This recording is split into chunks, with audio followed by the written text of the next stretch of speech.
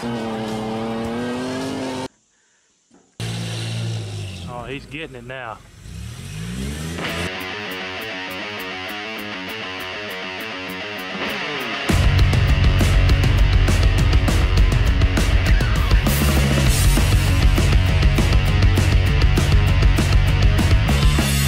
Hey everyone, welcome to Metal Customs. Today we're back on the 58 Biscayne. If you've seen a previous video where we've done all that electrical work, if you haven't, you need to run back and check it out, because this 58 will be a whole series. We got a lot planned for this vehicle, and I'm going to try to document pretty much every bit of it and make some cool videos. Not every day you run across 58 Biscayne, especially one that's in this good a shape. But for this video, what we're going to get into is the mechanical part. We have a bad water pump. We have an intake gasket that we believe is leaking. Well, we know is leaking. Thermostat gasket that's leaking. He's got, I think, new valve covers he wants to put on it. And hopefully that will take care of any running issues that we have. But there's a lot of stuff involved in doing all of this. So far, what I've done, I took the battery out.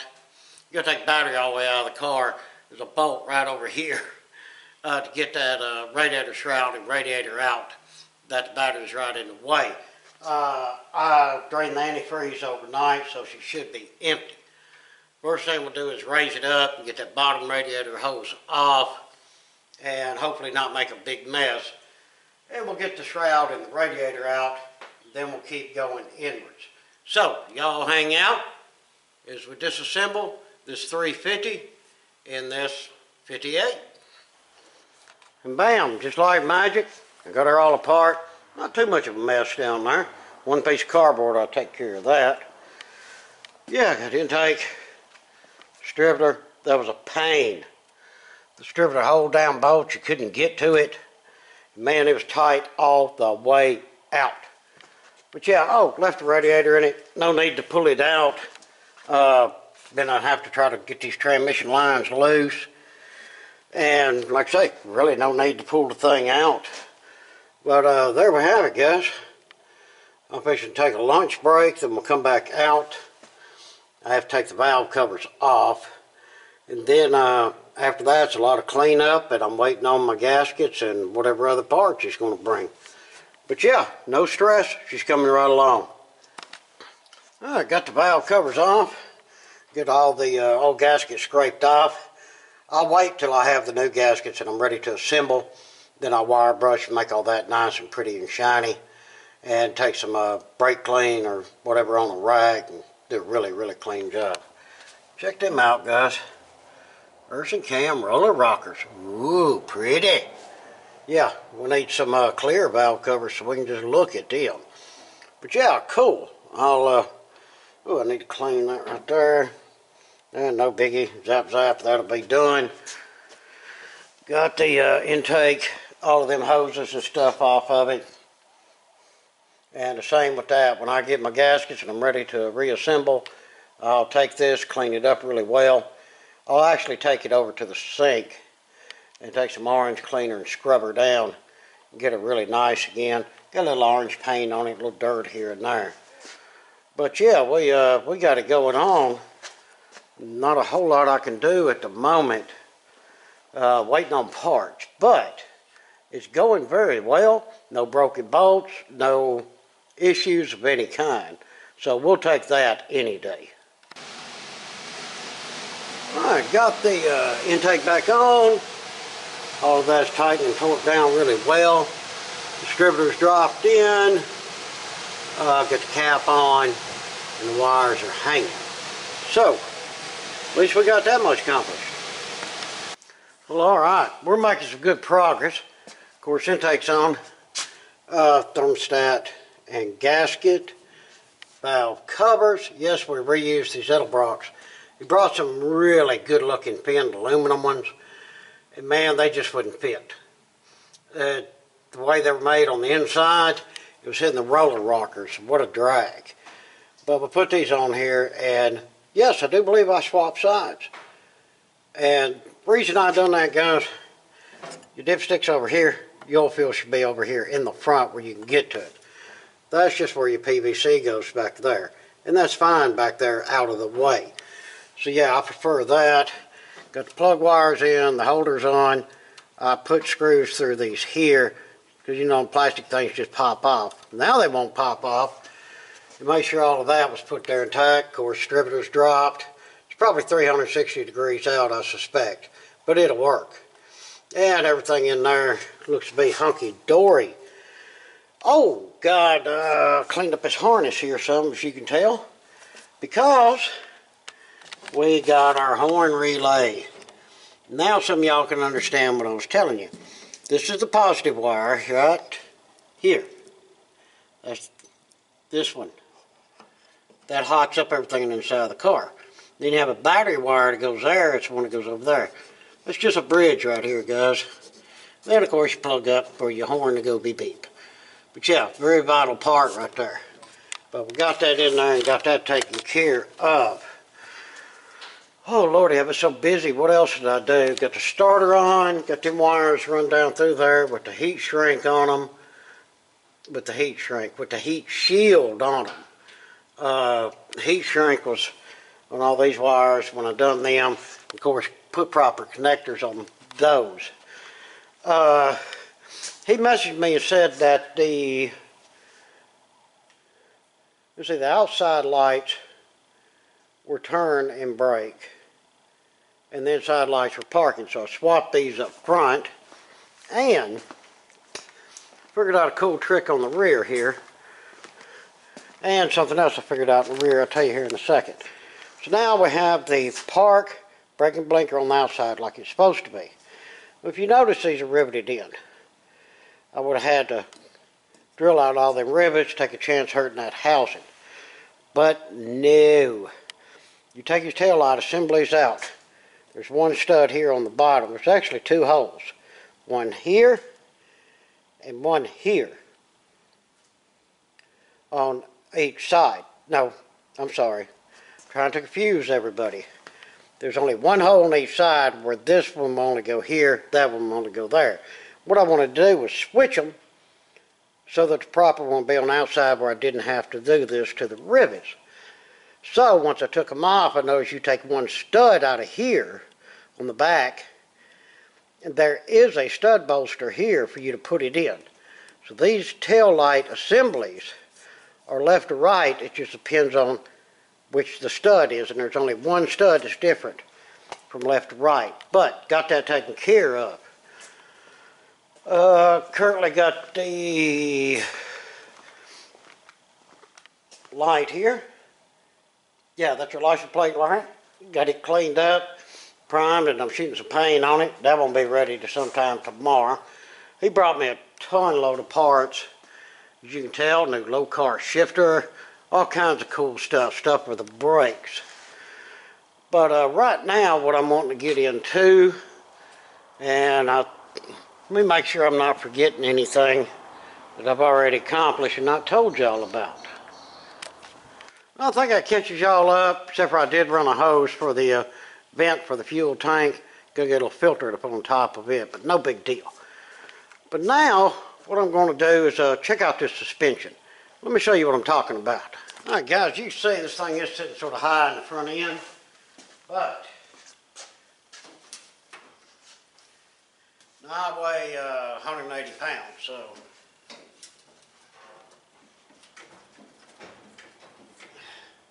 yeah, this thing probably rides like a log wagon. Not really sure what the issue is. I was thinking it had the wrong coil springs in it. Now, the owner was telling me that it was jacked up for a long time with brand new shocks hanging. He's wondering if the shocks, you know, messed up. They got locked open, they won't compress, or something happened to them, or he just got some bad ones. That's the first thing we're going to check, because he did bring a new set. But I want to check these, because I'm not going to sit there and charge a man to install a new set of shocks if he doesn't need them. So let's raise this up, and simply what we'll do, we'll take the bolts out on the bottom of the shock and just let it be on the coil spring, and see how much bounce we have then. All right. Got her up in the air here. And like I say, you can see, I'll hang on the bottom of this thing. That's it. That's all the suspension we got. So let's just see if it is the shocks. Might lose lock washers.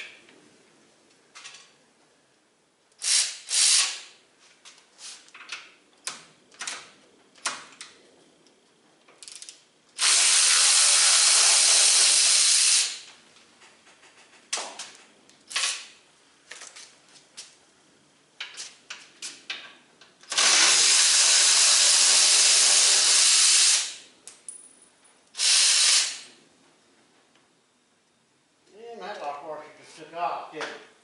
Oh, there it is. This is why I sweep the floor light, so I can find something when I drop it. Now guys, usually when you're taking two bolts out like that, that thing should push down. There may be something wrong with the shocks.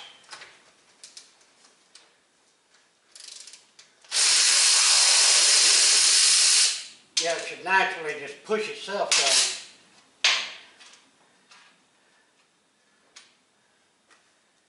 Huh. Well, something's not right somewhere, is it?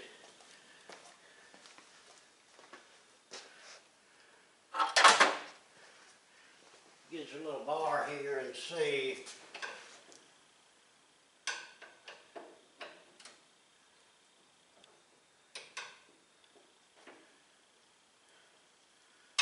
See what's going on with it. Let me try to pull it down some. Right, it is not the shocks. The shocks are pretty much maxed out as far as going up, that's for sure. So if they're the right shocks for the vehicle, then what's that telling us? That's telling us that the springs are too big.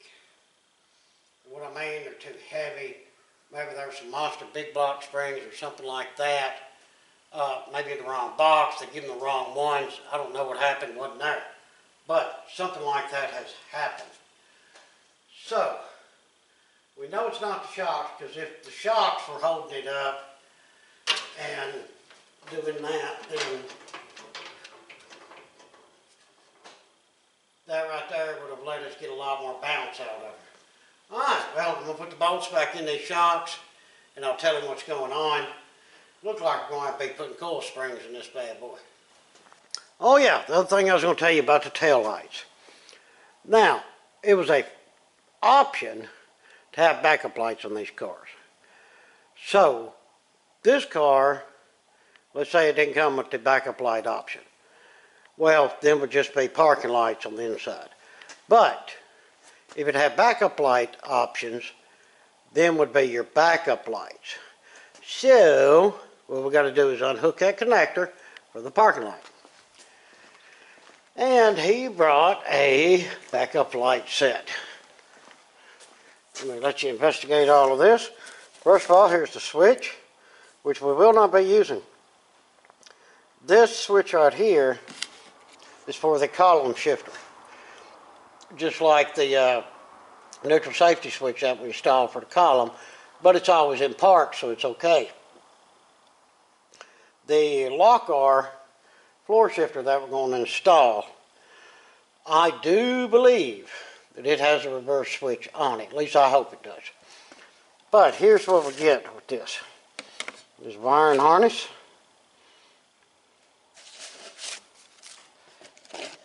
And a wiring harness. Pretty plain to see what's going on here.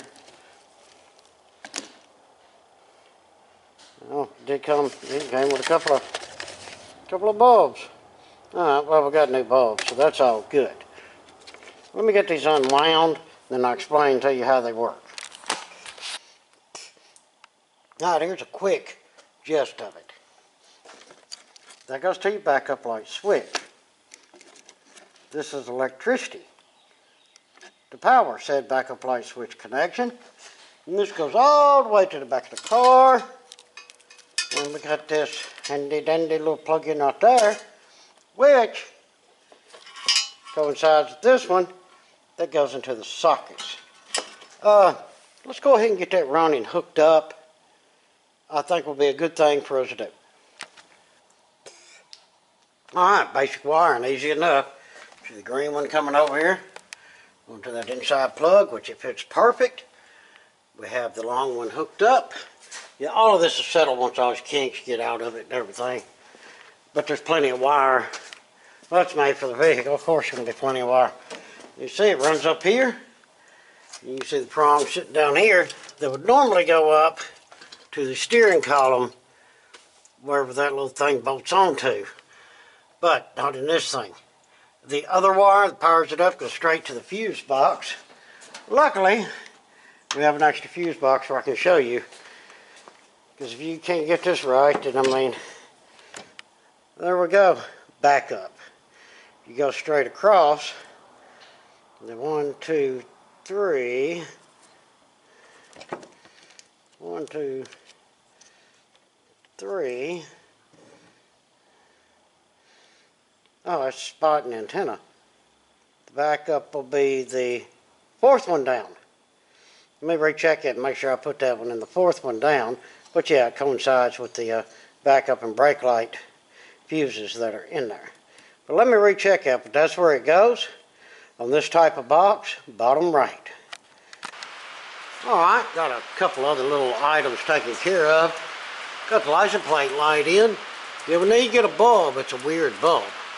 We got that in, the wires coming up, runs through where it's supposed to with a proper grommet. Yeah, man. And, yeah, next thing we're going to tackle, well, it's nice to get underneath one, see a new gas tank, isn't it? Is we're going to do the fuel sending unit. I'm going to set the camera up and let y'all watch this. It's pretty easy, but I thought this would be a good little piece for the video.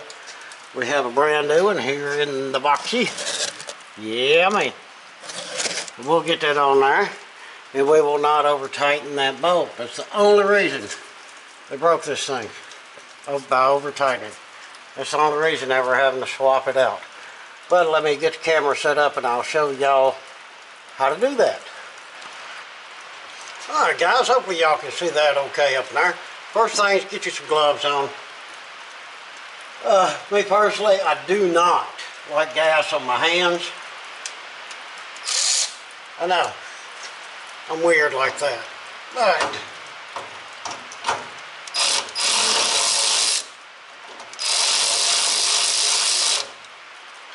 that is a quarter, right?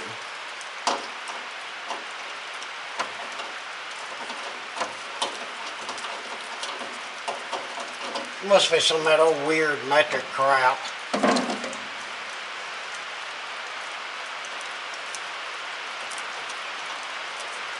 Or it's just a messed up clamp.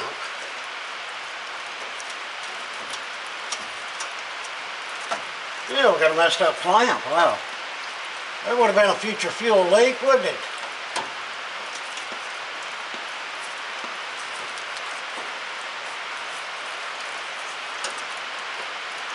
It just never fails. You're going to run into something, doesn't it?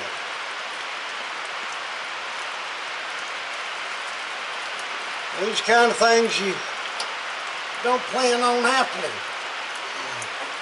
Get that straight.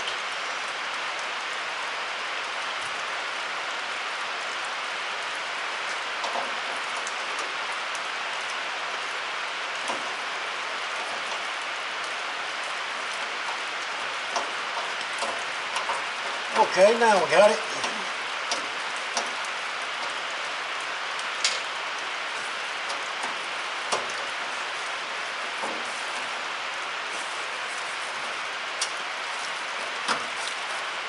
Like just twist on it some. Okay. And here's what I like to do. I'll grab me a bolt.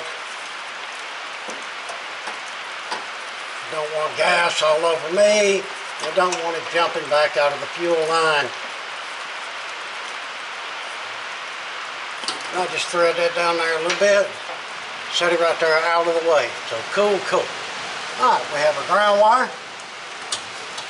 It's out of the way. Yeah, I've already loosened that. That's a 5/16.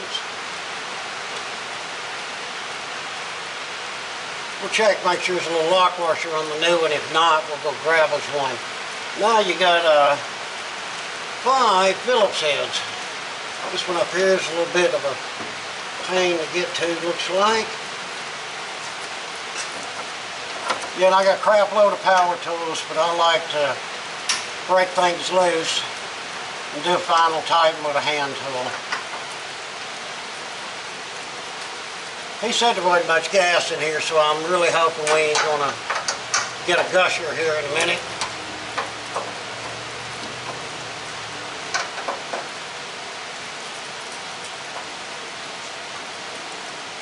I don't see gas gushing out at us. Alright, now we can use a little bit of power tool.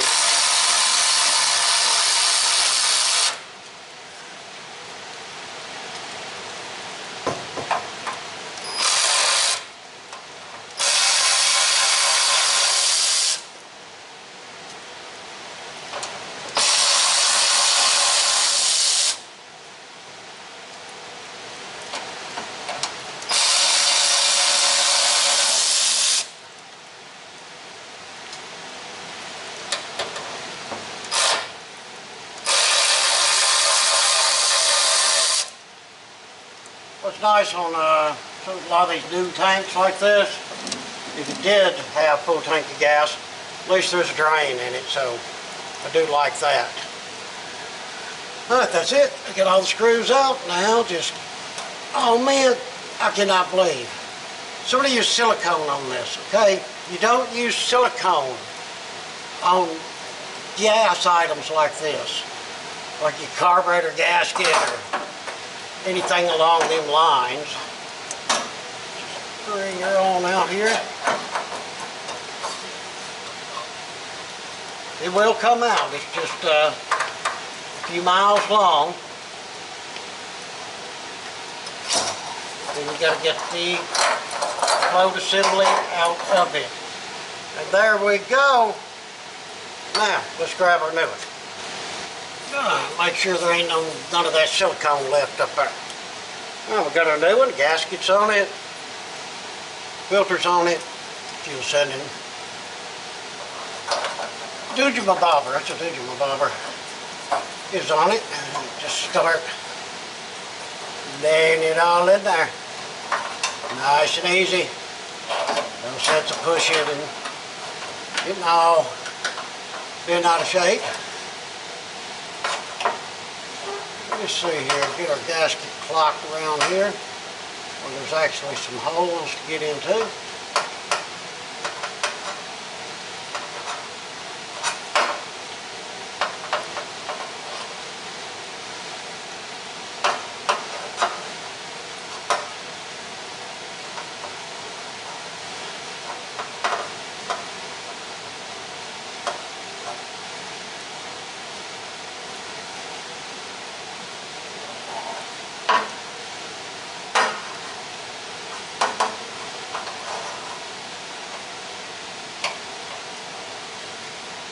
Alright, there's a particular way you put on that gasket.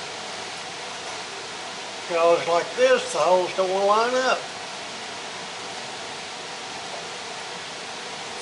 Make sure you roll that around till you get it. What I like to do, guys, is just go ahead and get me a couple of my bolts in there to hold the gasket still. Because the holes are smaller than the bolts. Now we know which way it clocks because we just took it out one way.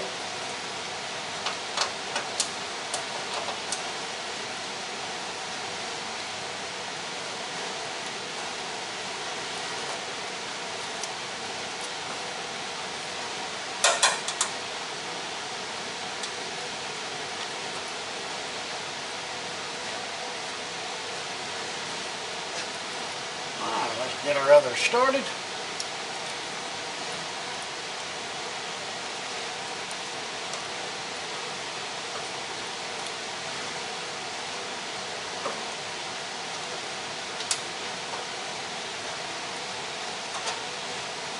Make sure you get them started straight.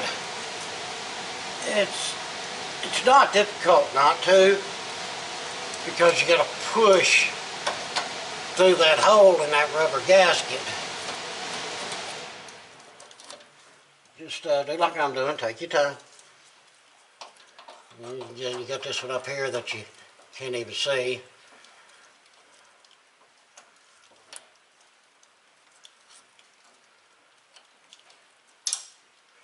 And I'm not getting it in there.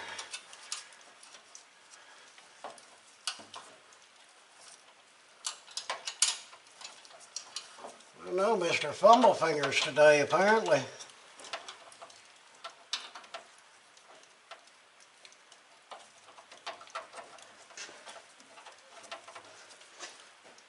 I have to use a screwdriver to help me get this one started.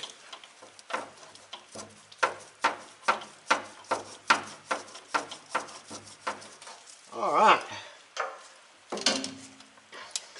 Now we can run them up with our ratchet.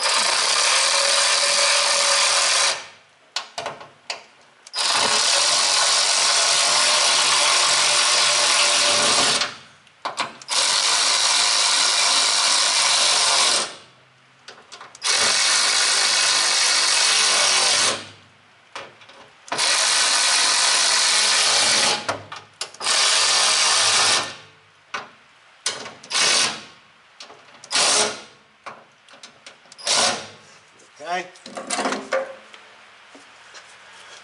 You like I say, do a final tighten with a really good screwdriver that fits the screws good.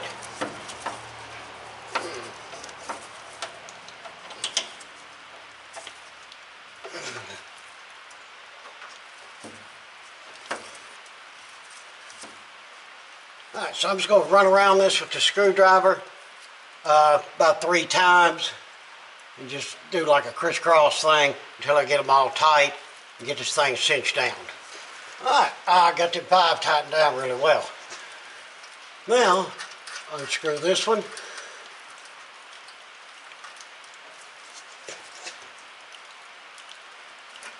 There is not a lock washer for that thing. I really think there should be. Alright, found a lock washer. Yeah, I was pretty bound and determined. So I was going to have a lock washer on that. So let's bring our little eyelet one in here. Have this go to the top, guys. That thing could ground out against that pipe or something at any time. So have it straight up is my recommendation. A little lock washer.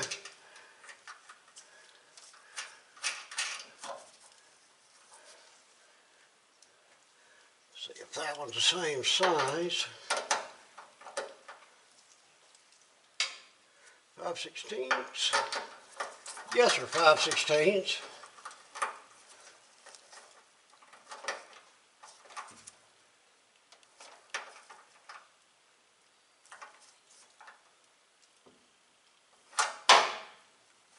That's it. Yeah, that's tight as I'll go with it. And that's plenty enough. Ground wire on there, good.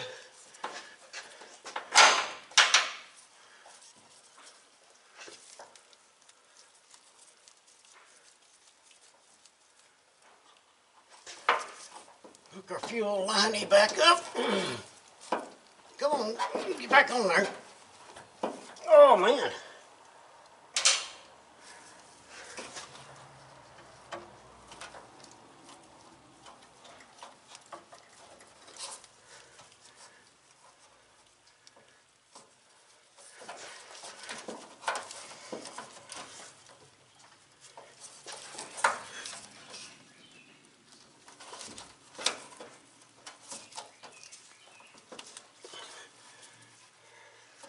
All right, get our clamper back up there.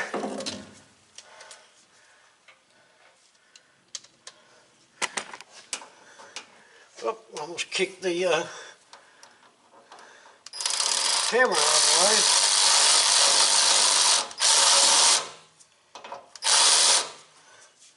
the way. We grab a flathead right quick.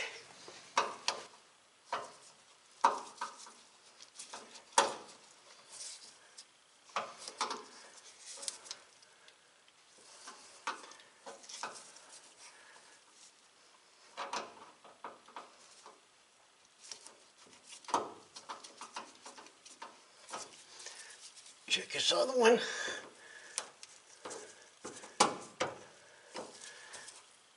I'm not sold on them clamps. I end up getting a new clamp for that. But, there you go.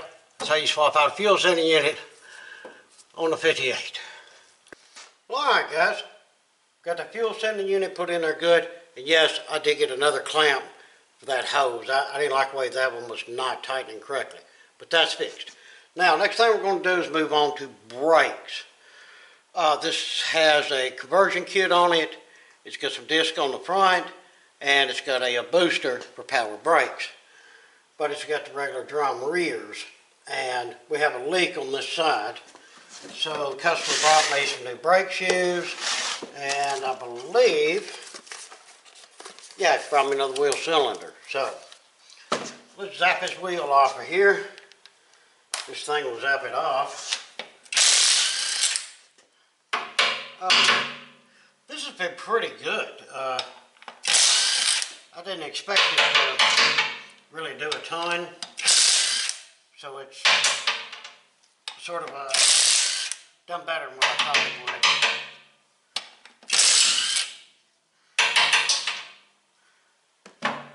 Alright. Hopefully a tire come off there. They jacked everything up from the rear end, not the body.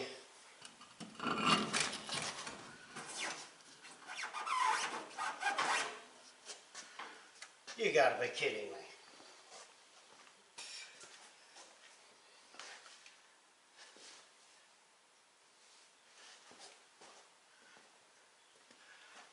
I really thought that would slip through there.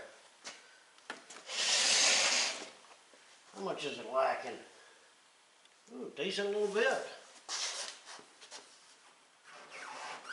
Okay, well.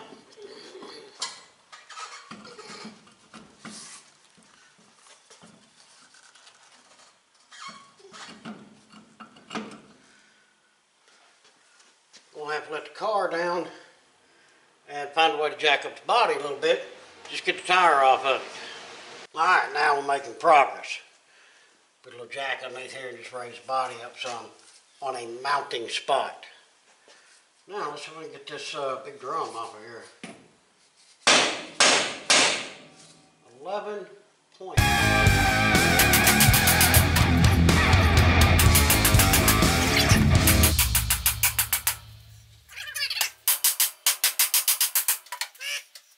Give me a real hammer. Tap her here from the back a little bit. It's probably got a little rust on it, no biggie. Get a big hammer. That might be better.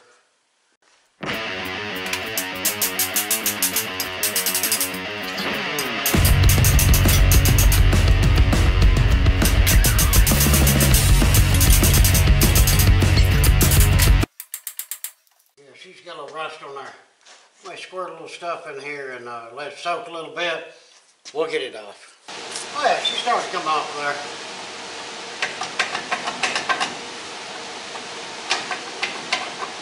I think the shears were adjusted up a bit too much.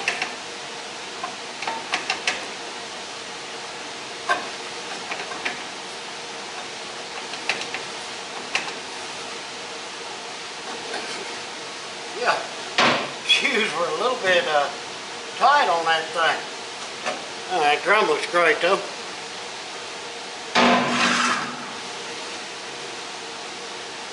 Alright, these shoes look fine. I think we need to swap them out. Just get them readjusted when we go back together. Now, is it a wheel cylinder leaking? Or is it that line or something there that's leaking?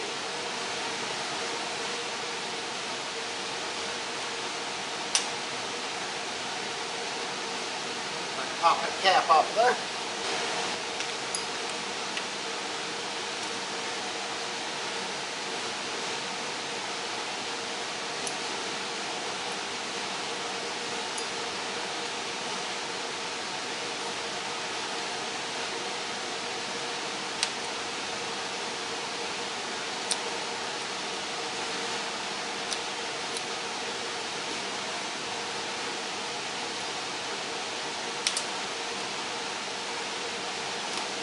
Sometimes little things can just be aggravating. Just won't get it peeled back enough to get a look at it.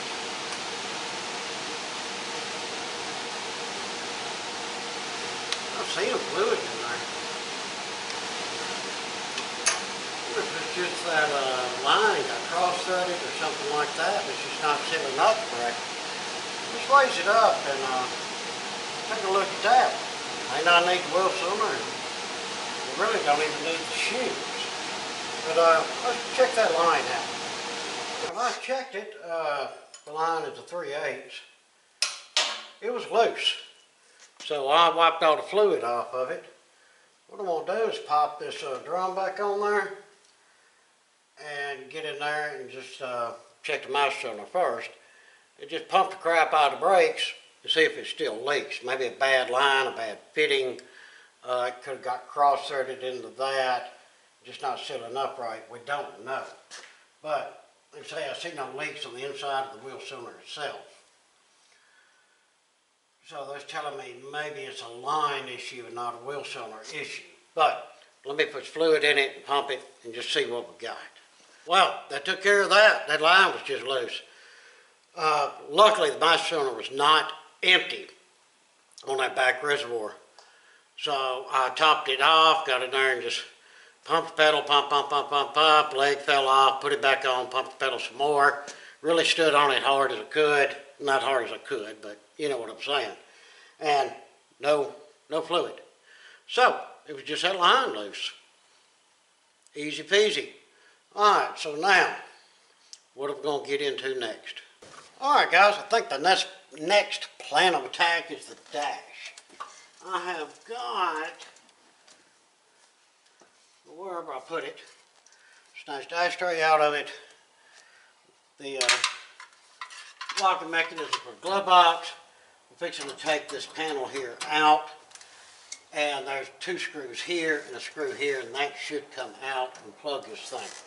Reason I'm doing that, the gentleman that owns a car has asked if I go ahead and sand and get this dash all primered up.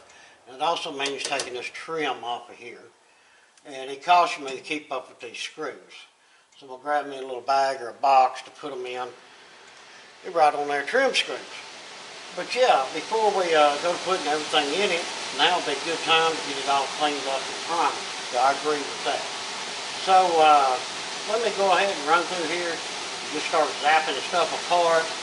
Then we'll take all of our electrical, flip it back over to the back where we don't get none of it primer. Because of course we're going to lay it here, get under there, primer the back side as well. And if you're going to do it right. Alright, let's get busy. Alright, now that we got that dash strip, let's get everything sanded and primed. And yesterday, towards the end of the day, I was looking at this wiring harness up front. This one that was hanging down here. Yeah, I went ahead and got it done. That's the way it's supposed to be. It goes in this grommet hole, not this grommet hole.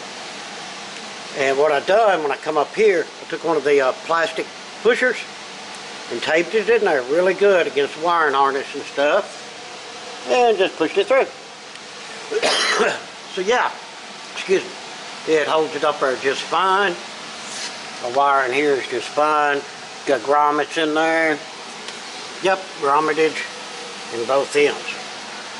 That's the way all of the electrical will be done, but I just wanted to get that one up and out of the way because I know it's correct and we ain't got to move it again. But yeah, let's, I reckon, crank up the compressor and crank up our, we'll just hit all this with the DA the best we can, then hand sand what we got. Of course, we got the dash, the hinge, the bottom plate. He did get another piece for here. Windshield wiper and ignition switch go.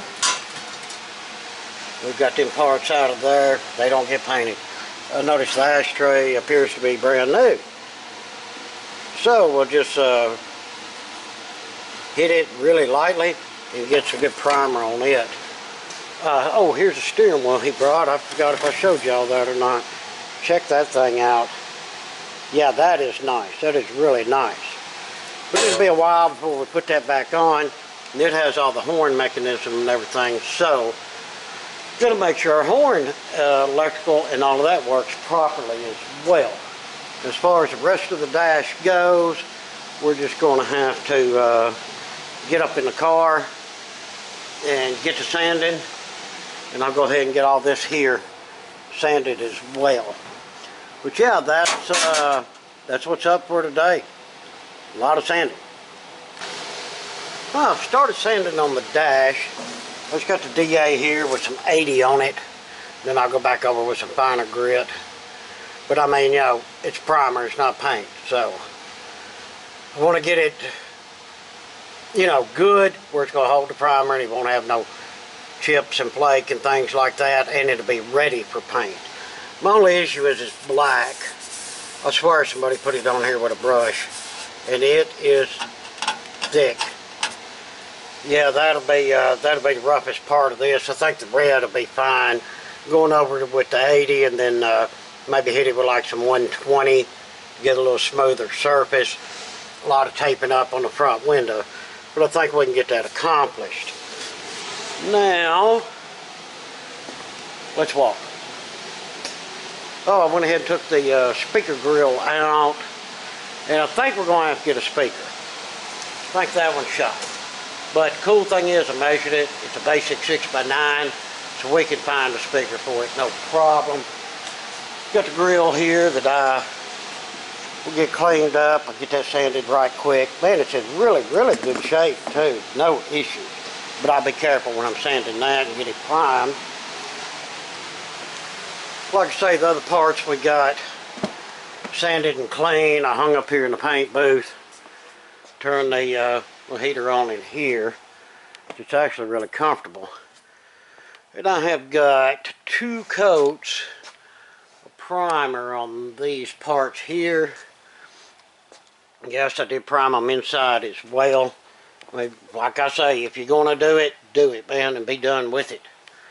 Yeah, I think that'll turn out just fine. Of course, the ashtray was brand new, a little scuff, a little prime. That plate turned out good as well. We'll let them just sit in here for the duration of time.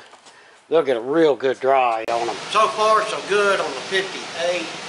We are definitely into it, getting a lot of good work done. I'm very happy. But today is Friday. So, I was editing on this video some this morning. I've seen how long it is. So we're going to wrap this one up for this week. Be on the lookout for the next video. We've got, let's see, water pump, alternator, all the front stuff here to put on, more electrical work to do. Get that carburetor on there with the proper spacer. And I'm going to figure out that linkage where he goes from idle, wide open throttle, as well as a kick down cable for the transmission. It was sitting at an angle like this going to the carburetor. We'll get that bracket modified where it's straighter and works a lot better without a chance of getting kicked up. And a lot of stuff. But today, basically, sand on that dash. I think that's going to eat up the rest of the day. And yeah, it's just a lot of sanding for the day. But y'all know that's part of this business. But like I say, let's wrap this one up for the week. I think we're done very well, especially since we took yesterday off for Thanksgiving. And I hope that everyone had a really, really good Thanksgiving. I know we did, and we're very grateful for a Katrina things, that's for sure. But everybody, thanks for watching. I hope you enjoyed this episode on the 58. I know I did. If you would, those down comments. If you're able, hit us up on Patreon or the Super Thanks. And please like, share, and subscribe. Again, we appreciate it much. Till the next one, we hope that everyone has a fantastic day.